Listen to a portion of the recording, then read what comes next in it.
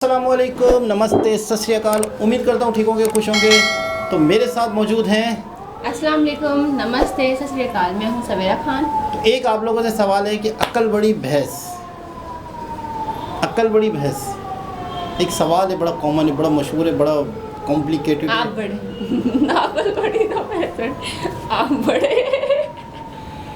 तो चलते हैं वीडियो की तरफ, फिर करते हैं गपशप। तो स्टार्ट करते हैं वीडियो को। वीडियो का टाइटल है Zakir Naik like sport by Sadhguru intense debate on veg with non veg. Zakir Naik Sadhguru के बीच में बहस चल रही है, तो देखते हैं क्या है। आज की साइंस ये कहती कोई भी वेजिटेरियन फूड नहीं है, कोई भी भाजी पाला नहीं है जिसमें सारे 8 अमाइनो एसिड्स है। Non veg food is a good source of protein. जब आप देखेंगे कार्निवोरस एनिमल, जो जानवर है जो गोश्त खाते हैं, लायन, टाइगर, लेपर्ड, उनके पास नोकीली दांत है, कार्निवोरस सेट ऑफ टीथ। जब आप अपने आप को देखेंगे आईने में, देखेंगे कि इंसान के पास चपटे दांत भी है, नोकीले दांत भी है।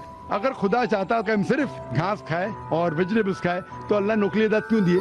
नॉन वेज खाने के लिए।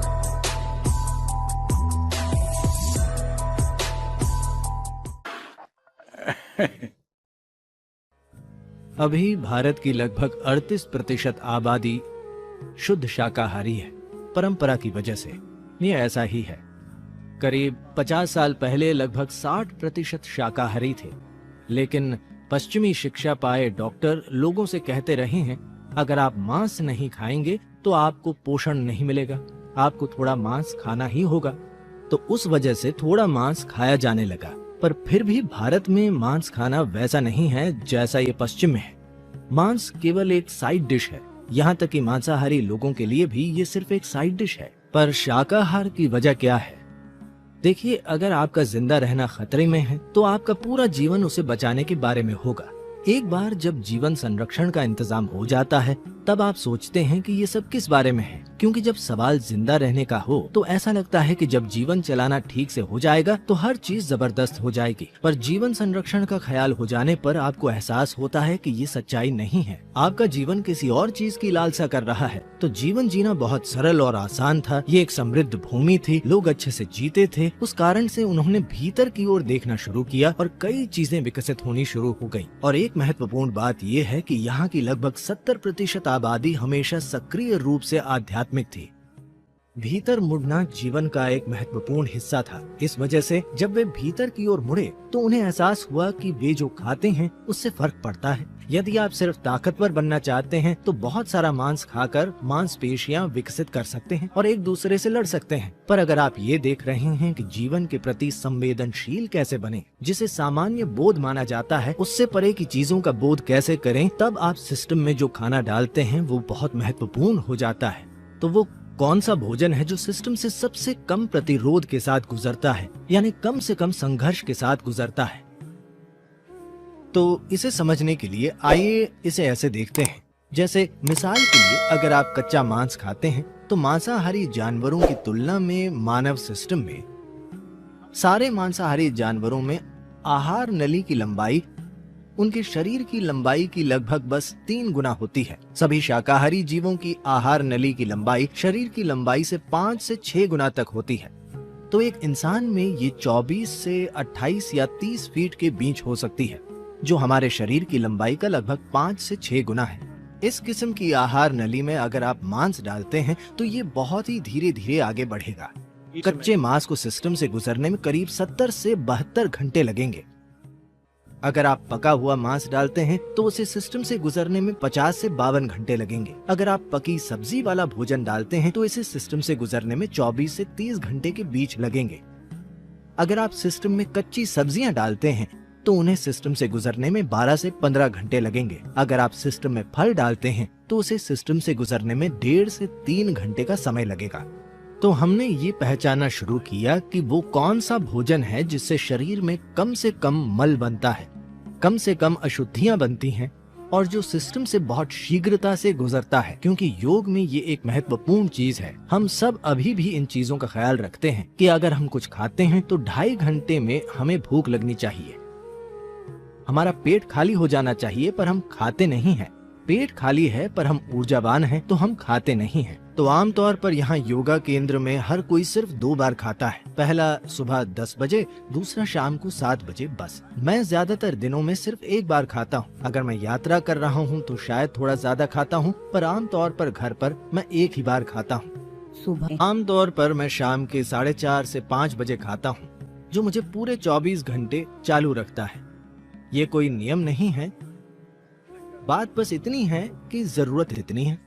भोजन को फिलॉसफी या कोई धार्मिक प्रक्रिया नहीं बनाया जाना चाहिए। भोजन शरीर की जरूरत है। अगर हम इस पर गौर करें कि शरीर किस तरह के भोजन से सबसे ज्यादा खुश है, शरीर सबसे ज्यादा आराम में है, तो आप स्वाभाविक रूप से पाएंगे कि शाकाहारी या पौधों पर आधारित भोजन खाकर शरीर सबसे ज्यादा आराम से और सहज है। ये शरीर लचीला और आराम में है और इसे रोजाना कम काम करना पड़ता है। तो स्वाभाविक रूप से जिन्होंने अपने शरीर की प्रकृति पर गौर किया, वे सहज ही शाकाहारी बन गए। जब सवाल जिंदा रहने का था तो कुछ भी शिकार करना और उसे मार कर खाना एक स्वाभाविक प्रक्रिया थी।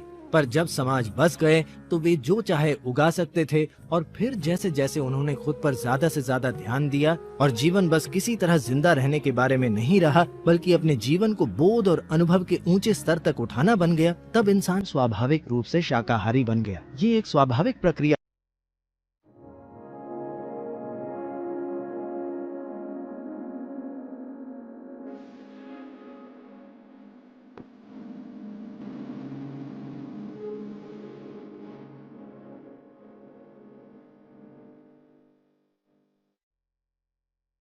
एक मुसलमान अच्छा मुसलमान बन सकता है 100% वेजिटेरियन होने के बाद भी। नॉनवेज खाना इस्लाम में फर्ज नहीं है। इस दिवाली आपके घर सुख, शांति और सकारात्मक ऊर्जा का संचार करने के लिए सनातन संस्कृति के प्रतीक रुद्राक्ष माला, वास्तु यंत्र और तुलसी माला इत्यादि पर हम आपके लिए लेकर आए हैं स्पेशल डबल फेस्टिवल ऑफर, जहां आपको इन सभी प्रोडक्ट्स पर मिलेगा 50% तक का डिस्काउंट। और अगर आप कूपन कोड भक्त 11 का यूज करते हैं तो साथ में आपको मिलेगा 11% का एक्स्ट्रा डिस्काउंट। तो अभी आप वीडियो के कमेंट बॉक्स या डिस्क्रिप्शन में दी गई लिंक पर जाएं और इस ऑफर का पूरा लाभ उठाएं। For more information visit. जी जनाब, बात बिल्कुल सिंपल है, बिल्कुल सादी है। और अभी मैंने कुछ ही दिन पहले पूरी वीडियो देखी प्रशांत आचार्य जी की, जिसमें पूरा डिटेल से जाकिर नाइक की बात का जवाब है। लेकिन सारी चीज़ें अपनी जगह पे फ़र्ज़ करते हैं कि थोड़ी देर के लिए हम न्यूट्रल हो जाते हैं। मैं ना ही मुस्लिम हूँ ना ही हिंदू, फ़र्ज़ करते थोड़ी देर के लिए हम न्यूट्रल हो जाते हैं। मैंने जब पहली मर्तबा, जब से मैंने होश संभाला, जब मैंने डॉक्टरों से ये सुना कि यार बीमार हो गोश्त नहीं खाना, बीमार हो ये नहीं खाना, तो इसका मतलब ये है कि हमारी बॉडी को उस चीज़ की ज़रूरत नहीं है या वो बॉडी के लिए अच्छा नहीं है। अच्छा, अक्सर डॉक्टर अब ये कहने लग गए हैं, बहुत से डॉक्टर कहने लग गए हैं बड़ा गोश्त नहीं खाना चाहिए, सेहत के लिए सही नहीं होता। बिल्कुल ऐसा ही, सही नहीं होता बड़ा गोश्त, गाय का गोश्त। अक्सर डॉक्टर, मुस्लिम डॉक्टर मना करते हैं। ठीक है भाई, फिर थोड़ा होश संभाला, फिर मैंने ये वेजिटेरियन और हिंदू और मुस्लिम का कॉन्सेप्ट सुना, तो इसका मतलब मैं ये समझा कि मैंने कहा ये तो ज़्यादा बेहतर था। फिर हिंदू लोग थे, उन्होंने सदियों पहले इस चीज़ को डिटेक्ट कर लिया, इस चीज़ को क्रैक कर लिया कि यार वेजिटेबल ही इंसान की सेहत के लिए बेहतर है। अब इनकी थोड़ी सी ये जो सदगुरु जो हैं उनकी इंग्लिश में वीडियो होगी, वो ज़्यादातर इंग्लिश में अक्सर उनकी वीडियोज़ होती है, तो ट्रांसलेट वीडियोज़ हिंदी में आती हैं उनकी, तो उनकी ट्रांसलेट भी शुद्ध हिंदी होती है, तो शायद आपको बहुत सारे अल्फाज समझ नहीं आएंगे। तो उनका मैं लुब्बे लुबाब ये बताऊँ तो वो ये कह रहे हैं कि हमारी आंत जो है ना, घास खाने वाले, सब्जियां खाने वाले जानवर और गोश्त खाने वाले जानवरों की आंतों को मेजरमेंट किया गया, तो उनकी आंतें, गोश्त खाने वालों की जो आंतें हैं वो बॉडी का कितना परसेंट है, यानी हमारी बॉडी 7 फीट है, तो बॉडी का कितना परसेंट हमारी आंत है गोश्त खाने वालों की, जहाँ शेर, चीता वगैरह। अच्छा, फिर सब्जियां खाने वाले या पत्ते खाने वाले जानवर जैसे गाय, बकरी, इनकी आंत का साइज़ देखा गया कि इनकी बॉडी का कितना परसेंट उनकी आंत है। तो हम सब्जियां, हमारी जो आंतों का जो साइज़ है, जो आप देखिए ना आंत यूँ होती है, टेढ़ी मेढ़ी हो गई, तो हमारी आंतों का साइज़ सब्ज़ी खाने वालों के हिसाब से था है। ठीक है, तो हम इसलिए कहते हैं कि शायद हम सब्ज़ी खोर कुदरत ने हमें बनाया है। जो दांतों का कहा जा रहा है, तो दांतों का मिसाल उन्होंने दी थी कि मिसाल के तौर पर अगर आपके हाथ हैं, इससे आप किसी को मुक्का मार सकते हो और इससे आप खाना भी खा सकते हो। तो दांतों की आपने जो मिसाल दी कि आपके चीरने फाड़ने वाले दांत भी है और नॉर्मल दांत भी है, तो क्या इसका ये मतलब हरगिज़ नहीं है कि कुदरत ने आपको अगर लात दी है तो इस लात से आप चल भी सकते हो, इससे आप किसी को मार भी सकते हो। तो इसका ये मतलब नहीं कि आप इससे गोश्त खाओ। और फिर जब इंसानी सेहत के लिए अच्छा गोश्त इतने 70 घंटों बाद हज़म हो रहा है, तो इसका मतलब हमारी बॉडी उसके लिए नहीं बनी। बहुत सारी चीज़ें साइंस के थ्रू भी देखी जा सकती हैं। लेकिन वैसे मैं ये कहूँ कि एक शख्स के मुंह से मैंने ये भी सुना कि इंसान अशरफुल मखलूक़ात है, इंसान सबसे आला एक चीज़ है अल्लाह ताला की बनाई हुई। अल्लाह ताला ने बहुत सारी मखलूक़ें बनाई, इंसान को सबसे आला बनाया। एक शख्स ये भी कहते हैं कि इंसान को ऐसा बनाया वो कुछ भी खा ले, तू सबसे आला है, तू मेरा लाडला है, तू मेरा चहीता है। जैसे माँ बाप होते हैं तो माँ बाप अपनी औलाद होती है तो कुछ बड़ा चहीता होता है, उसके लिए बड़ी ऑफरें होती हैं।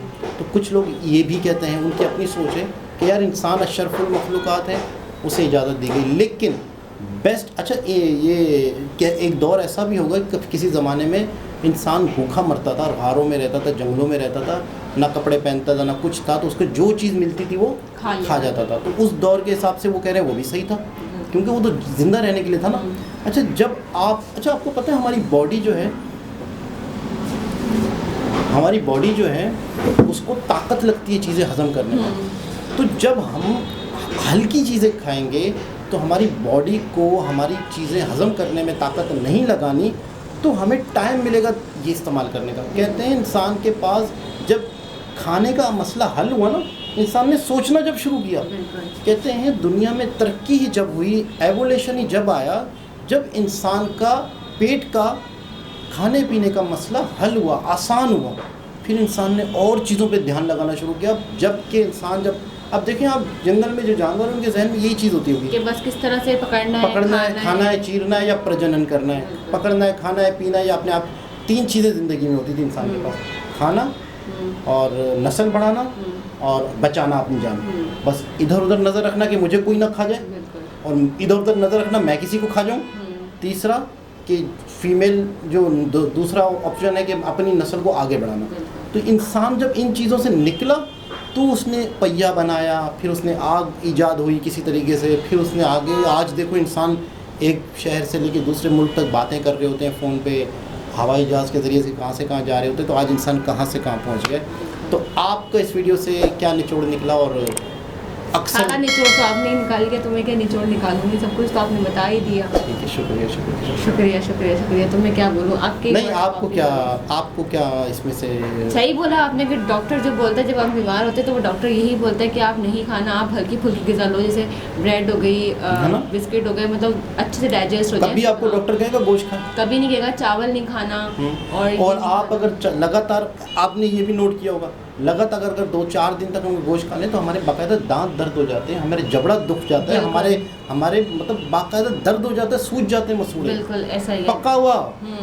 पका हुआ खाने पे भी हमारे दांतों में दर्द, बहुत हैवी फील होता है हमें। खुद को भी बहुत हैवी फील होता है कि मतलब बॉडी हमारी एडजस्ट नहीं कर पाती वो सब चीज़ें। मतलब कभी कभार चलता है लेकिन हर बार नहीं खा सकते। तो जिस तरह सारी तो इसका मतलब है कि वो हम ज़बरदस्ती खा रहे हैं।